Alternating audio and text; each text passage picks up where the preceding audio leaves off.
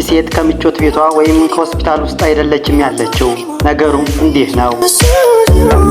ምጧን ተቋቁማ ለ3 ሰዓታት የቀጥታ ስርጭት ዜና መርታ የጨረሰችው ዜና አንባቢ በኒውዮርክ በሚገኝ አንድ የዜና ቻናል የጠዋት ፕሮግራሙን በቀጥታ ስርጭት እያስተላለፈ ባለበት ሰዓት ኦሊቪያ የተባለችው የዜና አቅራቢ የመውለጃ ጊዜዋ እየቀረበ በመሆኑ የእንሽርት ውሃ ይፈሳታል።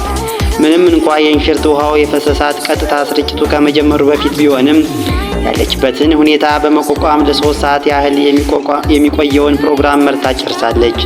አብራት ስታቀርብ የነበረችው ጁሊያ ዱን ስለ ጓደኛዋ ሁኔታ በተደጋጋሚ ለተመልካቾች በፌስቡክ ቀጥታ ስርጭት ላይ እያሳወቀችም ነበር።